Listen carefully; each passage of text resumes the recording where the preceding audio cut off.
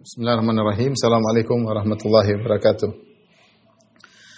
Alhamdulillahi ala ihsanihi wa syukru lahu ala taufiqihi wa amtinanihi wa asyhadu an la ilaha illallah wahdahu la syarika lahu ta'ziman li sya'nihi wa asyhadu anna Muhammadan abduhu wa rasuluhu da'ila ridwani. Allahumma salli alaihi wa ala alihi wa ashabihi wa ikhwani. Pada para jamaah majelis taklim Al-Khansa dan juga majelis taklim Safiyah yang dirahmati oleh Allah Subhanahu wa taala. Alhamdulillah pada kesempatan kali ini kita bisa berkumpul bersama dalam rangka untuk belajar tentang fikih safar, karena semua kita butuh untuk bersafar. Semua kita butuh untuk bersafar dan safar memiliki fikih tersendiri. Ya, banyak keringanan-keringanan yang diberikan oleh syariat kepada orang-orang yang sedang bersafar, ya. Karena safar itu adalah suatu yang pada dasarnya tidak menyenangkan. Ya, kata Nabi sallallahu alaihi wasallam, as-safaru qit'atun minal adzab yamna'u ahdakum ta'amahu wa syarabahu ya wa naumahu ya. Safar adalah potongan daripada siksaan, yaitu orang menderita ketika sedang safar. Safar tersebut menghalangi kebiasaan dia, kebiasaan makanannya, minumannya, kebiasaan tidurnya.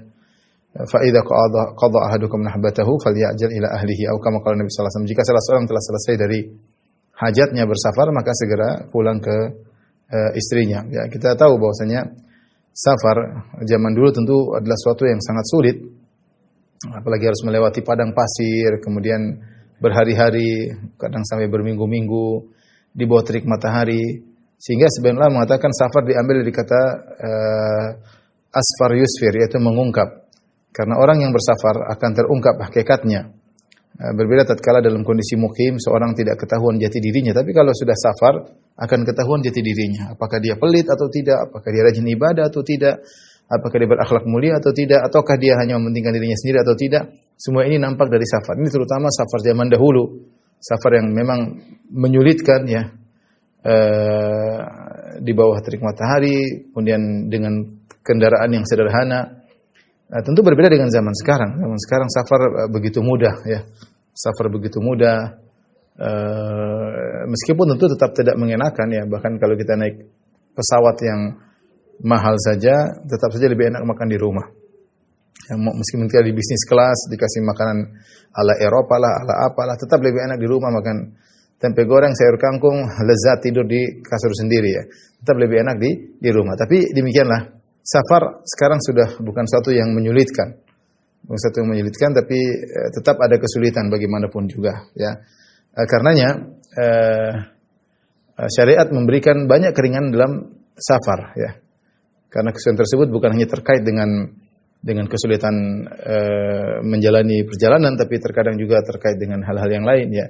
Masalah apa yang dia bawa, kemudian waktu yang mendesak, sehingga banyak keringanan yang diberikan kepada musafir. Saking begitunya perhatian syariat terhadap musafir, sampai Allah Subhanahu wa taala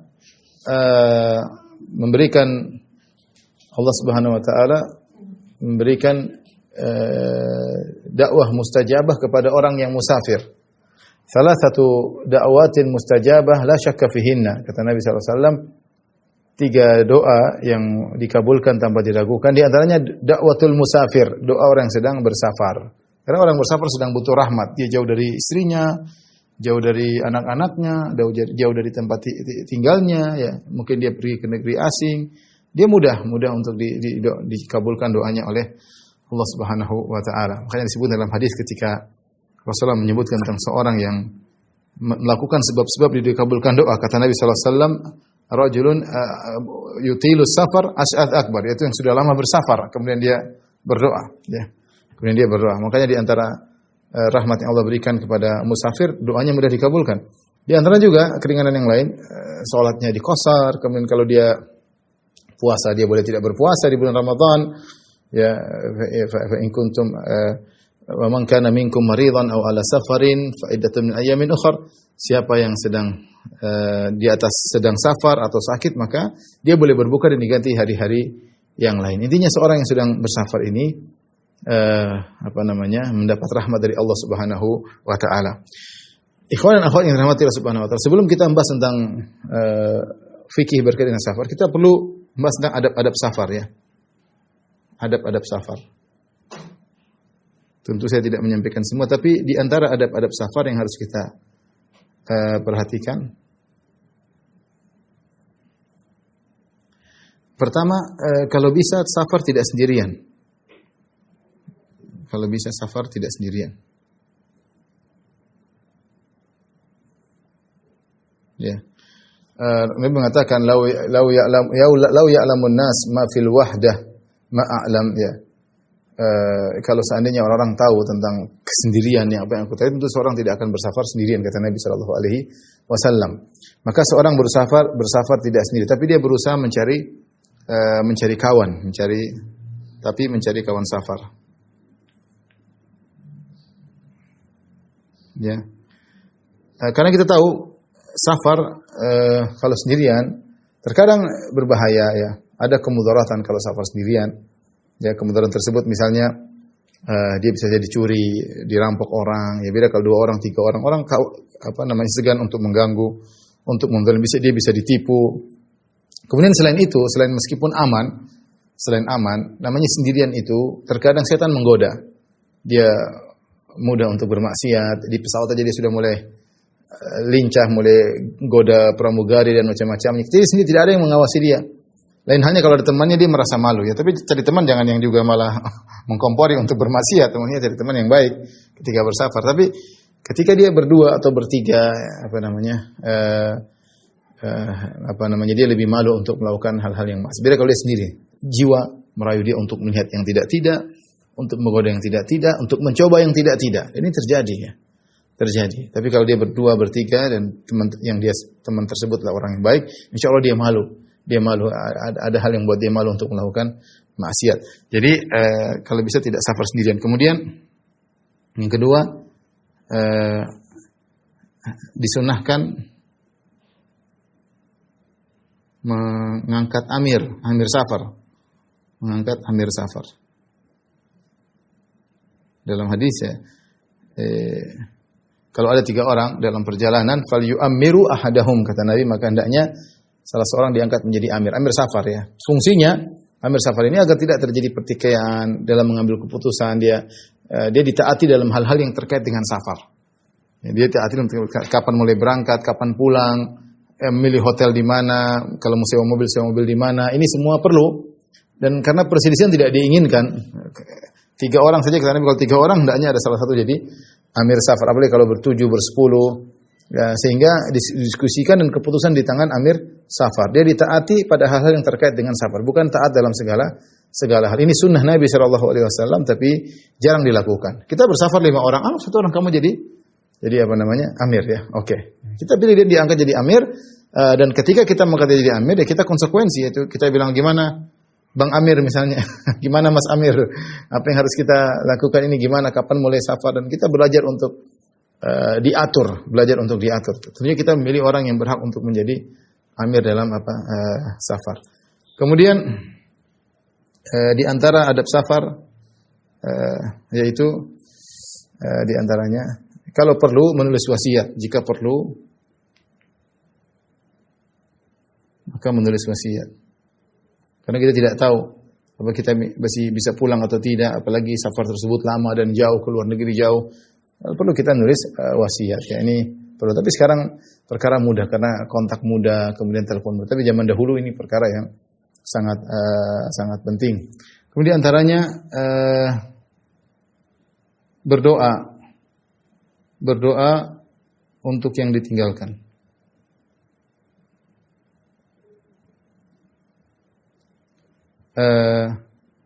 Kepada musafir, ucapan musafir,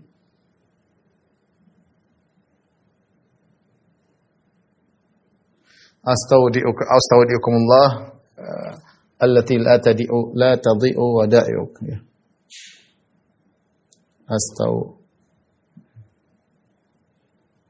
Astaudiukumullah alladzi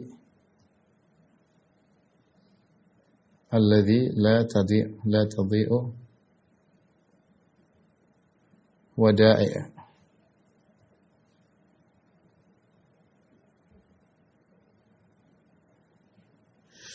Ya, artinya aku menitipkan kalian kepada Allah yang tidak akan titipannya tidak akan tersia-siakan. Jadi aku titipkan. Kita meninggalkan anak-anak, meninggalkan istri, meninggalkan kawan-kawan, meninggalkan teman kerja. Astaudiukumullah alladzi la tadhi'u wada'i'uh. Ya, aku titipkan Allah kepada kalian, dan Allah sebaik-baik tempat dititipkan. Menitip kepada siapa? Ya, yang paling tempat terbaik untuk dititipkan adalah Allah Subhanahu wa taala. Sebaliknya, yang ditinggalkan membalas. Balas, menjawab amin, atau tapi disunahkan dia menjawab nastaudiullah atau astaudiullah dinak wa amanatak wa khawatimu amalik. Khawatima amalik, ya. Itu artinya aku menitipkan kepada Allah agamamu, dinak. Karena ketika safar, agama seorang terkadang terganggu, ya. Takwaannya belum tentu bisa takwa, ya. Dalam doa yang lain, zadakallahu taqwa, ya. Kemudian yasarallahu al-khair haitsu kunta. Tapi ini astaudiullah dinak wa amanatak, ya. Wa khawatima amalak, yaitu aku titipkan agamamu kepada Allah Subhanahu wa taala. Amanahmu, kemudian juga kesudahan amalmu, agar Allah menjaga itu semua, ya. Hal ini karena orang bersafar bisa saja dia tergoda, bisa saja dia malas beribadah, hal-hal yang bisa membuat dia lupa akan hal-hal tersebut. Kemudian di antaranya yang berikutnya, doa safar, doa ketika safar. Akan bersafar. Dengan bertakbir 3 kali, Allahu Akbar, Allahu Akbar, Allahu Akbar. Subhanalladzi sakhkhara lana hadza wa ma kunna lahu muqrinin wa inna ila rabbina lamunqalibun. Allahumma inna nas'aluka fi safarin hadza al-birra wat taqwa wa min al-amali ma tarda. Allahumma hawwin 'alaina safaran hadza wa twi 'anna bu'dah. Allahumma anta sahibu fi safar wal khalifatu fil ahl. Allahumma inni a'udzubika min wa'tha'is safar wa ka'abatil manzar wa su'il munqalabi fil mali wal ahl. Ini doa sangat indah, ya. Sederhananya dia berdoa, bertakbir kepada Allah Subhanahu wa taala, kemudian dia memuji Allah. Subhanallah sakhkhara lana hadza wa ma kunna lahu muqrinin. Allah mudahkan kami menaik di atas kendaraan ini. Kami tidak menguasai kendaraan ini, apakah pesawat, apakah perahu, apakah kapal, apakah motor. Dia berdoa kepada Allah Subhanahu wa taala. Kemudian dia berdoa, Allahumma inna nas'aluka fi safarin hadza al-birra wa taqwa. Ya Allah, kami mohon dalam safar kami kebajikan dan ketakwaan. Karena banyak orang kalau di kampung baik, tapi kalau safar kacau. Dalam negeri baik, luar negeri rusak. Ya, itu banyak orang seperti itu, ya. Ya, sampai ada namanya orang seperti itu, ya. Sebagian mereka dalam negeri baik, di luar negeri rusak, ya. Wa minal amali ma tardha. Kami mohon dalam safar ini melakukan amalan kebajikan yang Kau ridhai. Kemudian kami berlindung kepada Engkau dari kesulitan safar dan pemandangan yang tidak menyenangkan. Kita tahu banyak hal yang tidak menyedihkan kalau kita lihat. Kita berlindung. Wasu'il munqalab, dan kembali yang tidak baik, ya. Ya, fil mali wal ahl, ya, baik pada keluarga maupun kepada harta. Kemudian Allahumma antas sahibu fis safar khalifatu fil ahli. Ya Allah, Engkau temanku ketika dalam safar, dan Engkau aku titipkan sepeninggalku yang untuk mengurusi keluargaku, ya. Allahumma inni anta sayyidul khalifatu fil ahl. Allahumma inni a'udzubika min sa'i safar fil mali wal ahl. Intinya doa tersebut sangat indah seandainya seorang mengucapkan dengan baik, ya. Kemudian jangan lupa safar ini, ya, kita mau katakan safar, ada model-model safar. Seorang hati-hati. Secara umum model safar ada 3, ya. Ada namanya safar ketaatan, ada namanya safar mubah, safar yang mubah boleh saja. Ada namanya safar maksiat. Seorang waspada jangan sampai safarnya adalah safar maksiat. Hati-hati, ini enggak boleh. Kita boleh safar ketaatan, safar mubah. Jadikan safar kita sebagai safar ibadah. Jadikan safar kita sebagai safar ibadah. Banyak safar ketaatan dalam rangka menuntut ilmu, dalam rangka menyambung silaturahmi, dalam rangka umrah, dalam rangka haji. dalam rangka safar mubah, jalan-jalan tamasya melihat keindahan alam, dalam rangka mencari rezeki, safar ketaatan. Ini semua kita niatkan safar kita. Lihat bagaimana dahulu para ulama menjadikan safar mereka adalah safar ibadah. Banyak ulama yang akhirnya menulis buku dalam safar mereka. Contohnya Ibnu Qayyim rahimahullah taala dalam kitab Zadul Ma'ad. Zadul Ma'ad beliau tulis ketika beliau sedang safar, ya. Contohnya disebutkan juga Ibnu Hajar rahimahullah menulis kitab Nukhbatul Fikar ketika dalam safar, dan banyak ulama menulis buku mereka dalam safar, dan banyak ulama juga yang bersafar dalam rangka mencari ketaatan kepada Allah Subhanahu. Contohnya Ibnu Manda bersafar keluar dari negerinya umur 20 tahun. Balik lagi umur 60, subhanallah, mencari hadis, mencari ilmu, keluar umur 20 tahun, balik lagi umur 60 tahun ke negerinya. 40 tahun bersafar dalam rangka ketaatan kepada Allah Subhanahu wa taala. Hati-hati ketika kita safar dalam rangka safar berlibur, hati-hati terutama zaman sekarang. Jangan sampai kita tempat libur maksiat. Kita ingin safar kita safar yang mubah, paling tidak mubah, kalau enggak safar ketaatan. Mubah yaitu safar yang dibolehkan, yang menyenangkan kita, menyenangkan anak-anak, tapi bukan untuk bermaksiat kepada Allah Subhanahu wa taala. Hati-hati kalau seorang bersafar di tempat-tempat di mana maksiat banyak, musik-musik terdengar dengan aurat terbuka ke sana kemari, waspada ya. Waspada, hati-hati ya. Jangan sampai kita bersafar kemudian kita menambah rusak iman kita, ya. Wallahu a'lam. Baik, ini adab-adab safar. Sekarang kita masuk dalam fikih safar. Rafi, tolong di.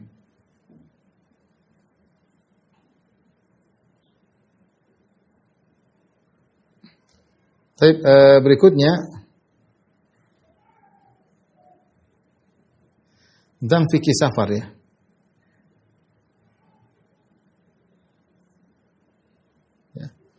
Pertama, kapan seorang dikatakan musafir? Ya.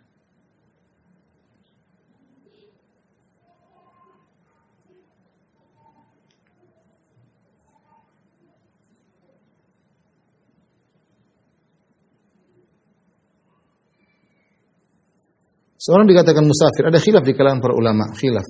Ya. Secara umum ada dua madhab dalam hal ini, kedua madhab, ya saya sebutkan aja. Dua madhab. Madhab pertama, madhab jumhur, yaitu yang menentukan safar atau tidak dengan jarak safar, yang menjadikan jarak perjalanan sebagai patokan, sebagai penentu. Adapun mazhab kedua yang menjadikan urf, ya, urf atau tradisi masyarakat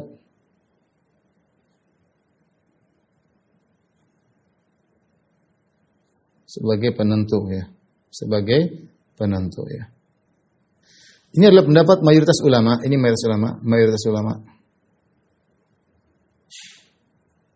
Jumhur, ini minoritas, ya.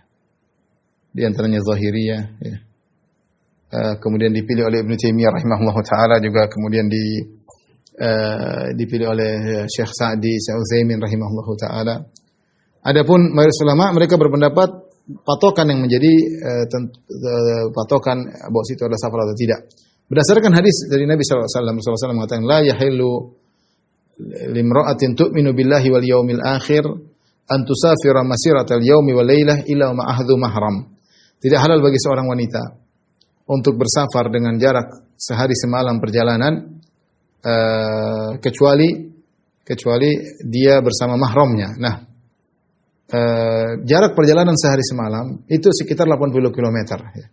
Dalil mereka yaitu Nabi sallallahu alaihi wasallam bersabda, la yahillu limra'atin tu'minu billahi wal yaumil akhir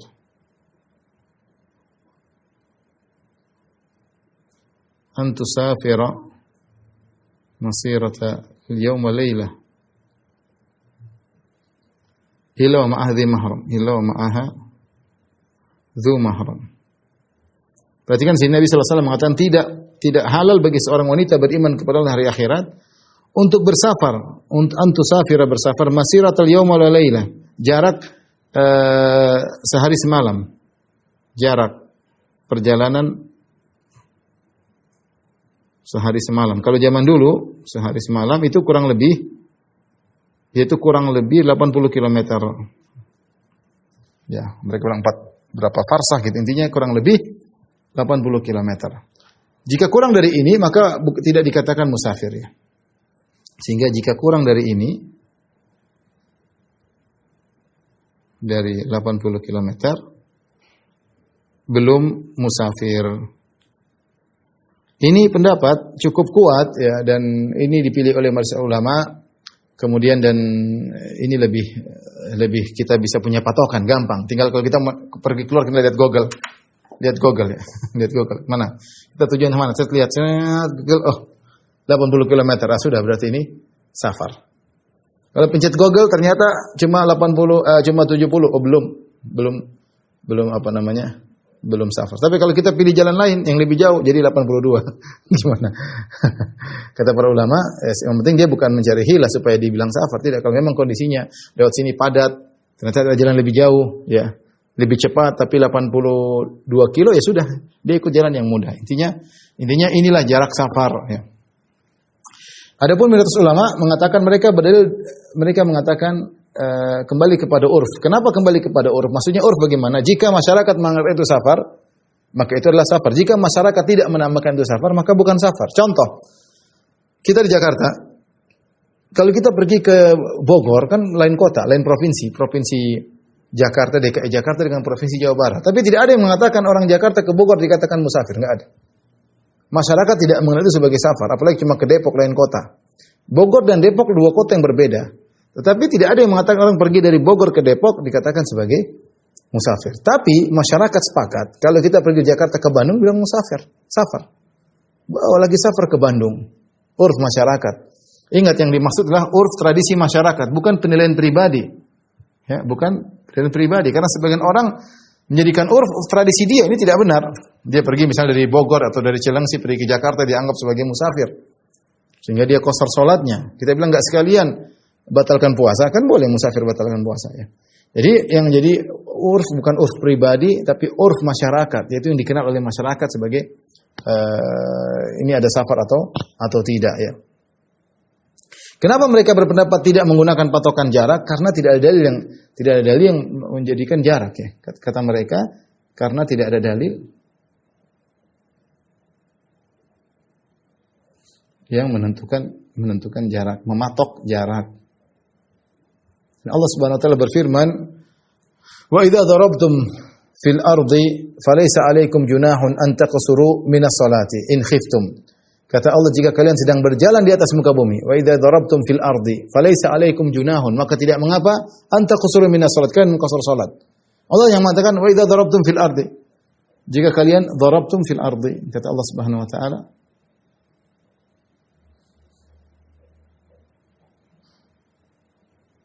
darabtum fil ardi maksudnya melakukan perjalanan. Perjalanan safar.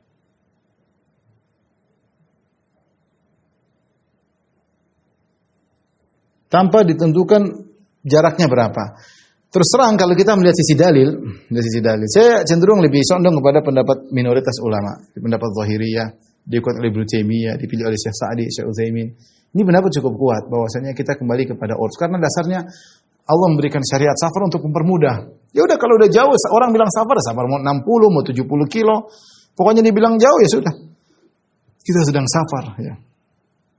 Tetapi kalau kita buka pendapat ini, khawatirnya orang bermudah-mudahan mungkin baru 40 kilo dibilang safar, baru 30 kilo dibilang apa? Safar. Oleh karenanya meskipun secara dalil ya, minoritas pendapat lebih kuat, tapi kalau untuk masyarakat lebih baik mereka diberi patokan sehingga mereka mudah untuk menilai. Sebagian ulama caranya demikian ya. Saya dengar sebagian kibar ulama mereka demikian. Secara dalil memang yang mengembalikan kepada urf lebih kuat, tetapi kalau kita biarkan lepaskan kepada masyarakat awam, mereka akhirnya susah untuk menentukan safar atau tidak. Akhirnya mereka menggampangkan itu 30 kilo sudah dianggap safar, 40 kilo sudah dianggap safar. Tapi kalau kita patokan 80 kilo sebagaimana pendapat jumhur, maka ini lebih berhati-hati. Wallahu a'lam bishawab, tapi inilah khilaf ya tentang kapan seorang dikatakan musafir.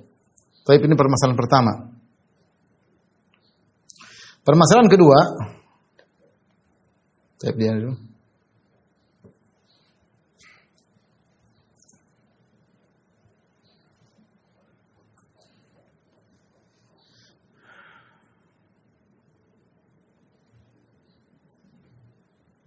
Permasalahan kedua,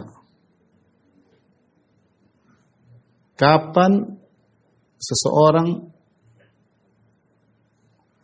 baru boleh melakukan keringanan-keringanan safar? Melakukan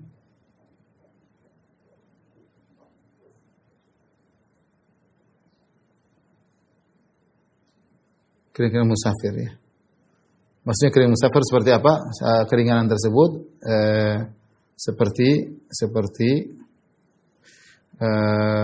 qasar salat, jamak salat, berbuka puasa. Ini contoh ya.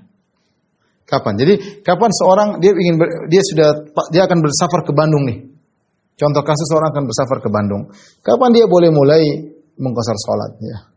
Ada khilaf di kalangan para ulama tentang masih ada khilaf ya. Ada khilaf. Ada beberapa pendapat, ada yang mengatakan jika dia sudah naik kendaraannya maka sudah boleh.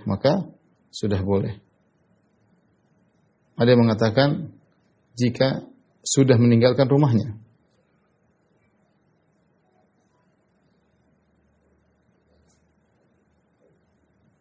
Dia sudah meninggalkan dinding rumahnya, dia sudah boleh. Ada yang mengatakan ini pendapat mayoritas ya, jika telah meninggalkan bangunan-bangunan kotanya.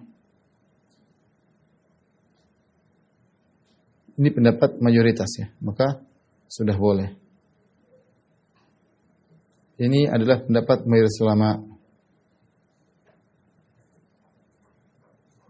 Tentu yang adapun pendapat pertama dan kedua, pendapat yang ringan, pendapat pertama, pendapat kedua, pendapat ketiga ini lebih ringan ya. Namun kalau dilihat dari sisi dalil seperti hadis Ali bin Abi Thalib radhiyallahu anhu, Ali bin Abi Thalib ketika dia pulang masuk ke Kufah, dia masih salat qasar. Kata salah seorang pengikutnya, "Wahai Ali, wahai Amirul Mukminin, kita sudah sampai di kota Kufah." Kata Ali, "Belum sampai kita masuk kota."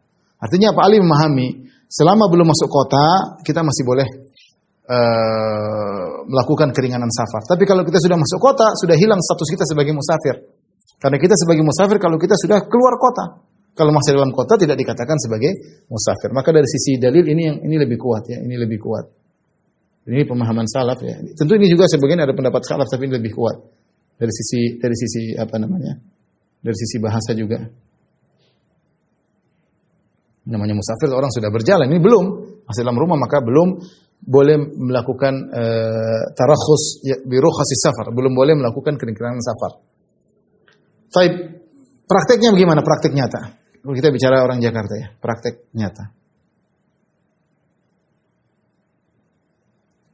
Jika ini sekarang perjalanan lewat pesawat ya. Saya apa namanya? Baik, saya kasih gambaran nyata lah. Jadi kita bilang pendapat ini yang lebih kuat ya. Sekarang kita praktek nyata. Praktek nyata bagi penduduk Jakarta.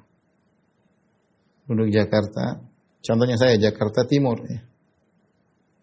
Saya tinggal di Ceger misalnya. Tapi ada dua kemungkinan ya. Bersafar menggunakan pesawat.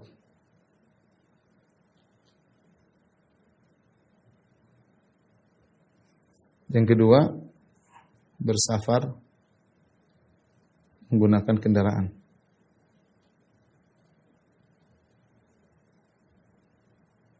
Contoh saya ingin pergi dari Jakarta Timur menuju Jogja. Misalnya, menuju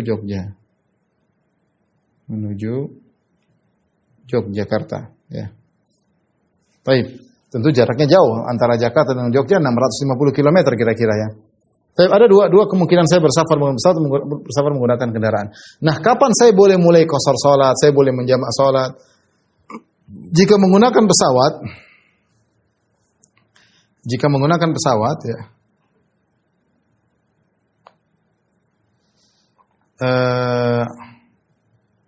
Ada dua kemungkinan. Kita di Jakarta ada dua bandara ya. Cengkareng, Bandara Soekarno-Hatta.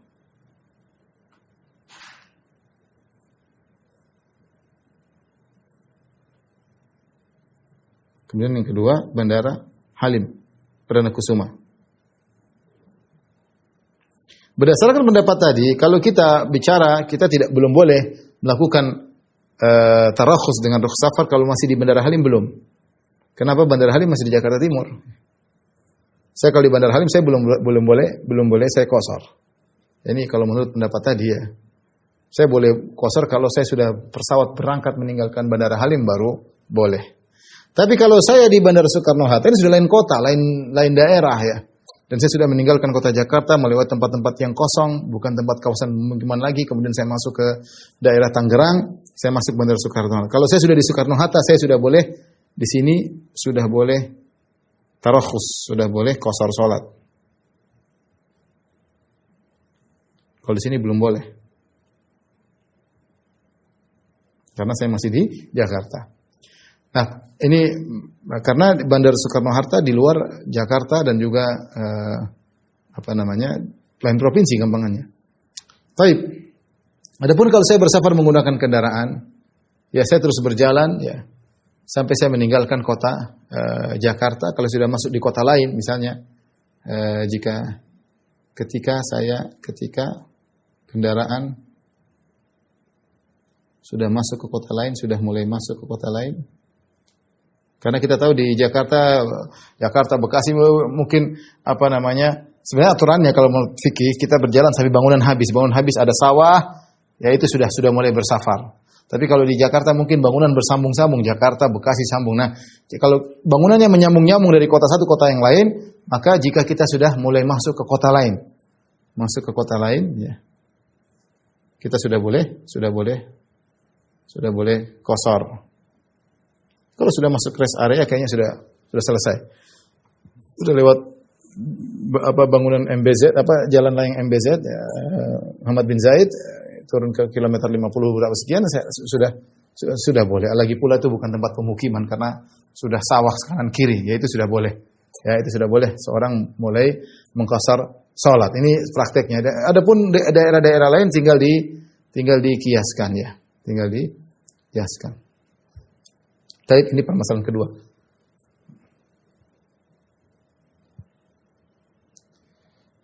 Rafi,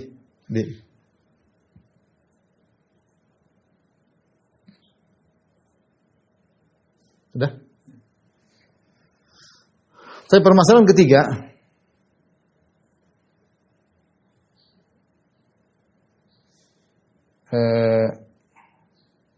sampai kapan boleh mengambil keringanan safar?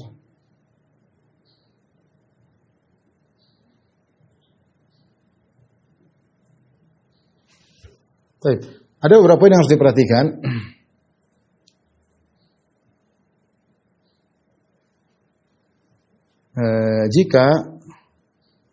Jika dalam perjalanan berpindah-pindah,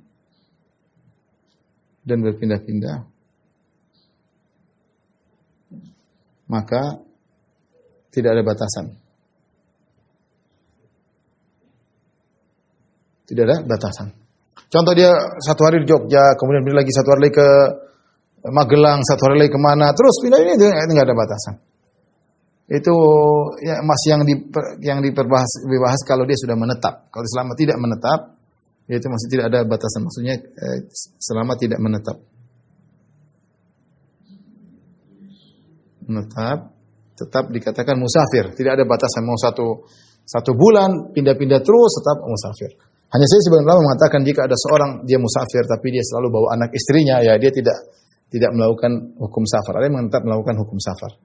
Tapi kalau dia bawa anak istrinya tidak. Tapi ini tentunya tidak kita bahas ya. Tapi ada khilaf di kalangan para ulama.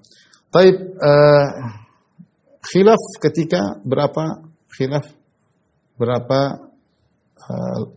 hari paling lama jika menetap. Baik. Khilaf. Pendapat pertama, jumhur ulama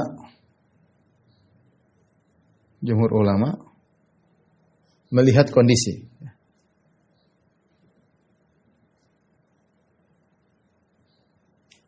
Jika akan menetap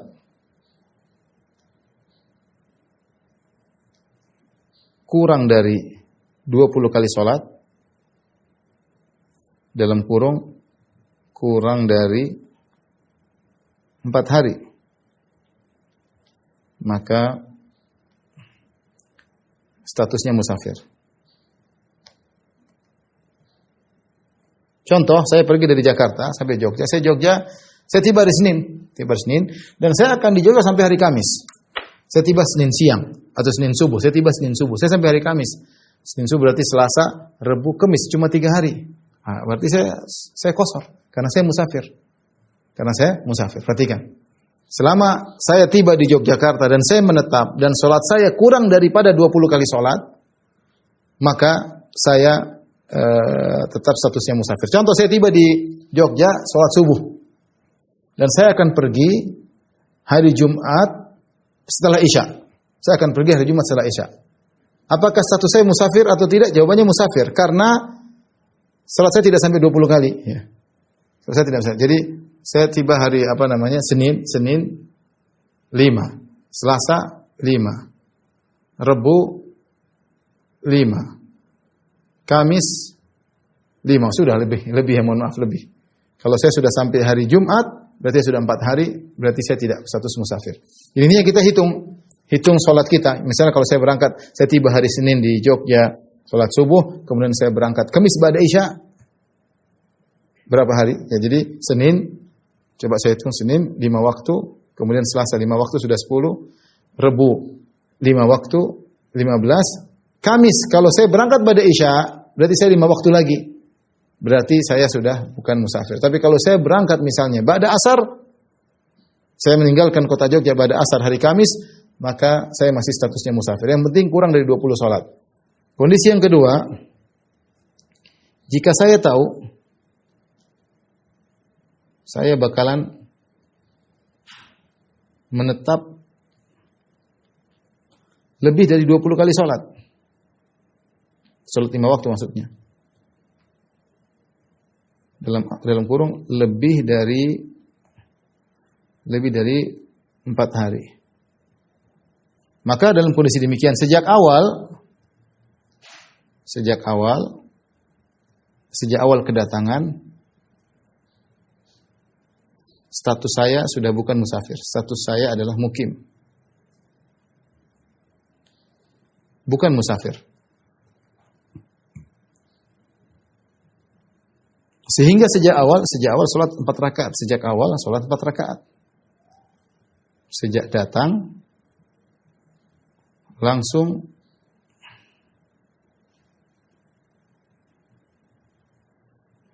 salat 4 rakaat. 4 rakaat, tidak dikosor maksudnya.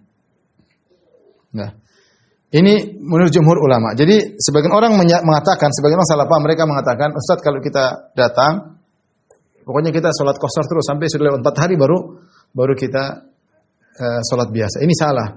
Menurut jumhur dilihat kondisinya. Kalau kamu sejak awal sudah niat pulang sebelum 4 hari, maka kamu statusnya musafir. Tapi kalau kamu sudah sejak awal bakalan tinggal lebih dari 4 hari, bisa 5 hari, 6 hari, maka sejak awal kamu bukan musafir. Sejak awal kamu adalah mukim. Sejak awal kamu sudah langsung sholat 4 rakaat. Kondisi yang ketiga, 1, 2, 3. Jika saya tidak tahu kapan mau pulang, tidak jelas. Misalnya urusan apa? Urusan misalnya ke Bandung, kemudian urusan dagang, enggak jelas. Teman ini nunggu partner dagang, nunggu kolega, enggak datang. Katanya hari ini, ternyata besok tunda lagi. Kita enggak jelas kapan mau pulang. Seperti ini tetap mengkosor. Tetap statusnya tetap musafir. Meskipun tetap musafir meski lebih dari 4 hari. Dia tidak tahu, bisa jadi pulang besok, bisa jadi pulang besok. Ternyata tertunda.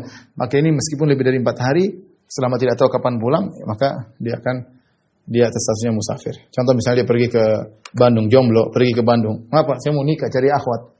Tengok nggak dapat, tunggu besok dapat akhwat. Tengok lagi nggak dapat, nazar nggak jadi.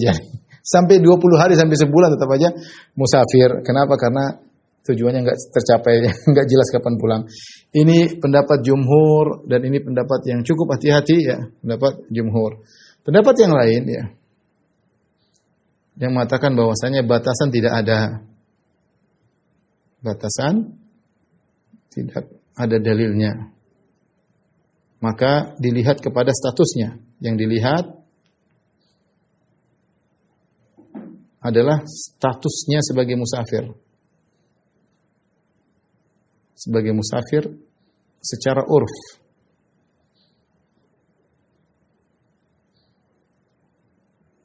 Secara urf masyarakat. Ini pendapat yang tadi yang mengatakan tidak ada batasan jarak, demikian juga tidak ada batasan kapan kita sampai kapan kita boleh mengqasar salat.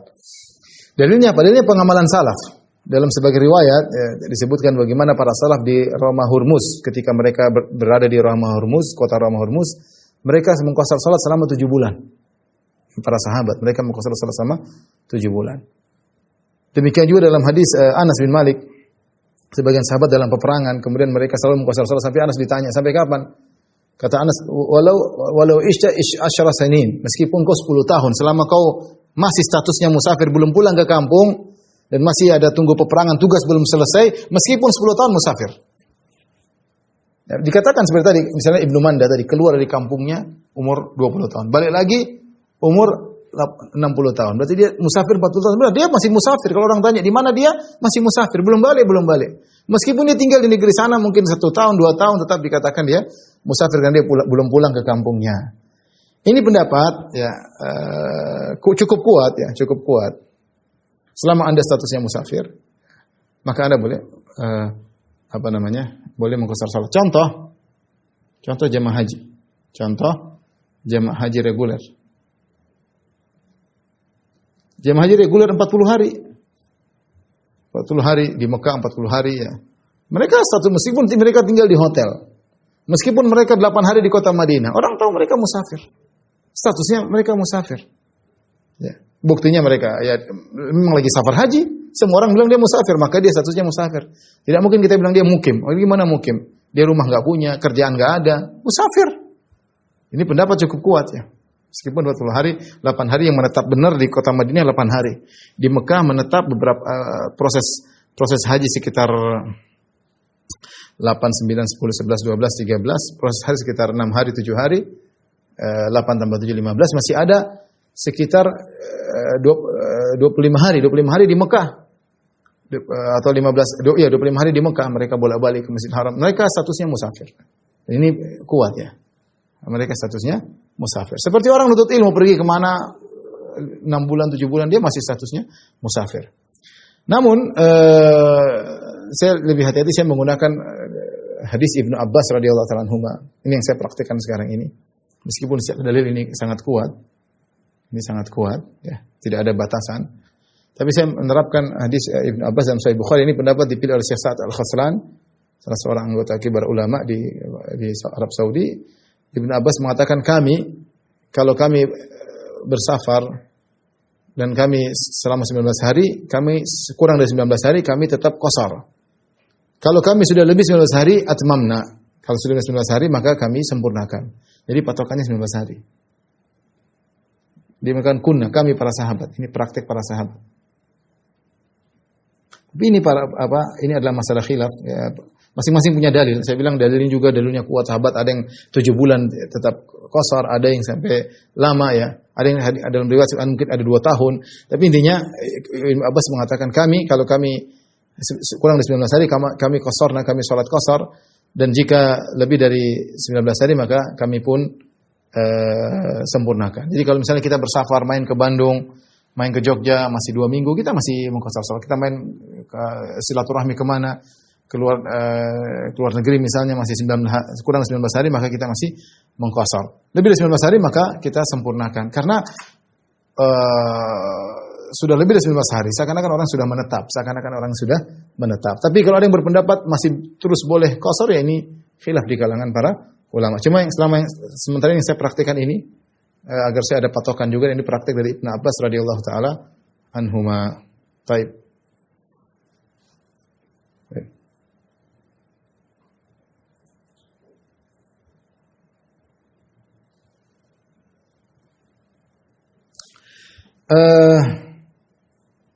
Berikutnya ya, hukum-hukum fikih yang lain ya, yang mungkin kita sampaikan. Contoh, apakah orang musafir wajib Jumat? Apakah orang musafir wajib untuk berjamaah? Ya.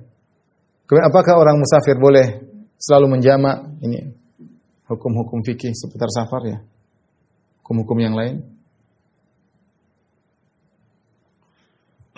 Saya sampaikan yang kuat aja. Yang pertama, apakah boleh selalu musafir, boleh selalu menjamak?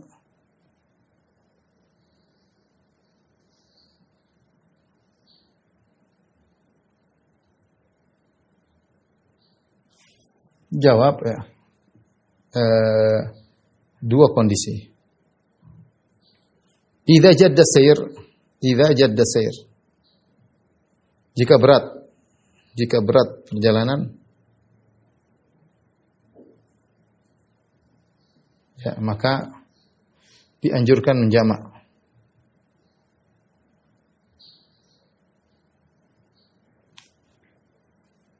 Ya. Jika menetap, jika menetap, maka dianjurkan tidak dijamak. Tidak dijamak.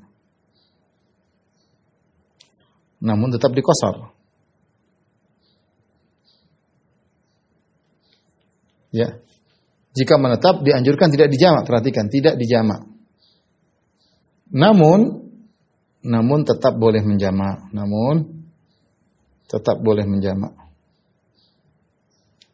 Boleh, tidak apa-apa menjamak terus, tidak apa-apa. Tapi kalau bisa tidak menjamak itu lebih baik. Salat pada waktunya dengan dua rakaat. Rasulullah SAW pernah mempraktikkan dua-duanya ya. Rasulullah SAW ketika di Mina, Rasulullah SAW salat pada waktunya ya. Namun dalam kondisi tertentu Rasulullah SAW menjamak. Tapi boleh menjamak meskipun kita menetap. Tapi kalau kita dalam perjalanan dianjurkan kita menjamak. Ya. Permasalahan kedua, apakah musafir yang menetap, apakah musafir wajib ke masjid, jamaah ke masjid? Laki-laki maksudnya, musafir laki wajib jamaah di masjid. Sama, ini juga dua kondisi. Jika dalam perjalanan tidak wajib, maka tidak wajib.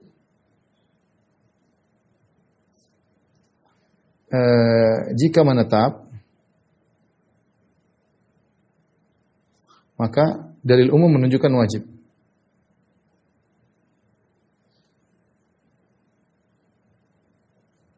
Namun tidak sewajib orang mukim ya, sebagaimana dijelaskan oleh Syekh Abdul Karim Al-Khudair ya. Dalil umum seperti sabda Nabi sallallahu alaihi wasallam, "Man sami'an nida falam yujibhu fala salatu lahu illa min uzur." Barang siapa yang mendengar azan dan tidak memenuhi panggilan azan, maka tidak ada salat baginya kecuali ada uzur. Ini berlaku bagi orang yang mukim maupun orang yang musafir. Orang yang mukim maupun orang yang musafir. Namun kata Syekh Abdul Karim Al-Khudair hafizahullah taala, tentu tidak sama dengan orang mukim. Artinya orang musafir punya kegiatan. Mungkin dia menetap tapi dia ada kegiatan, pertemuan dengan siapa, hubungan urusan perdagangan, maka tidak wajib. Kalau dia memang ada kegiatan, maka tidak mengapa dia tidak salat berjamaah karena dia ada kegiatan dalam safarnya tersebut, dan agama memudahkan akan hal ini ya. Yang ketiga, dan ini terkait juga dengan masalah apa? Dan ini terkait dengan Jumatan, dengan sholat Jumat ya, sama. hukumnya sama. Ya. Dalil menunjukkan wajib ya, kecuali ada keperluannya. Artinya kewajibannya tidak seperti orang yang mukim. Demikian Jumat kalau mungkin capek, letih, meskipun kita mukim tapi kita capek, letih, kita ada urusan, kita tidak Jumatan, tidak ada masalah. Karena para ulama mengatakan musafir tidak wajib Jumat, musafir tidak wajib Jumat. Tapi ini diantara terkait dengan apa musafir. Kemudian yang berikutnya, jika musafir bermakmum kepada mukim, kepada imam mukim, bagaimana hukumnya? Ya, dia sholat sempurna seperti imam,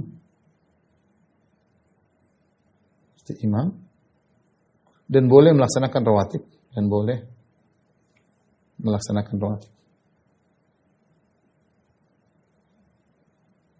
Sholat rawatib boleh, karena dia sholatnya itmam, seperti seorang umroh kan dia musafir, tapi dia sholat di Masjid Nabawi, ikut bersama imam 4 rakaat, maghrib, isya'nya, zuhurnya, asarnya, maka dia boleh sholat rawatib, enggak ada masalah.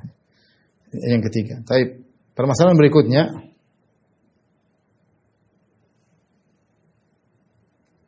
yang keempat,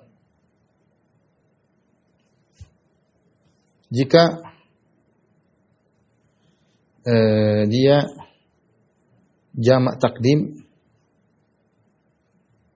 maghrib dan isya. Jamak takdim. Jadi isyanya dimajukin di waktu maghrib, maka boleh langsung sholat witir. Boleh sholat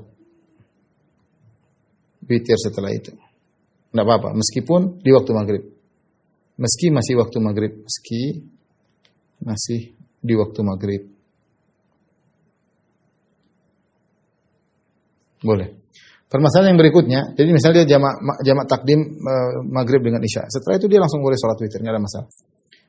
Berikutnya, yang kelima, jika dia sholat maghrib, namun bermakmum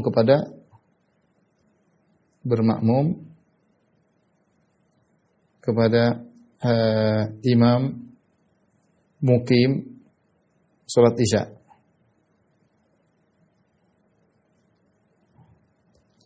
Jadi dia datang maghrib, datang tiba azan isya. Apa yang dia lakukan?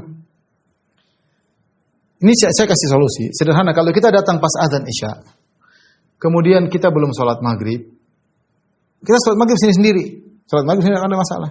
Kita jamak takhir, kita sholat maghrib sendiri. Ya. Atau kita sholat maghrib di belakang sekelompok orang, baru kemudian kita masuk sholat isya bersama imam, jamaah yang baru. Tapi kalau kita pas masuk sholat isya, sudah dimulai sholat isya, sudah qomat, apa yang kita lakukan? Jadi maksud saya kalau memungkinkan sholat maghrib sebelum qomat, lakukan jika memungkinkan. Ya. Jika memungkinkan. Sholat maghrib sebelum qomat, maka lakukan. Iqamat, maka maghrib dulu, maka maghriban dulu.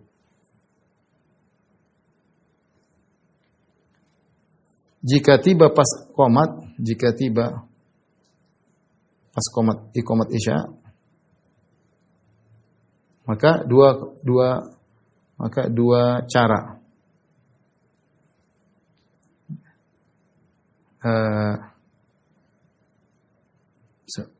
Jika tiba pas iqamat isya, tetap sholat di belakang imam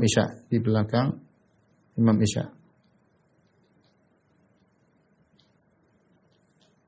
Dua cara.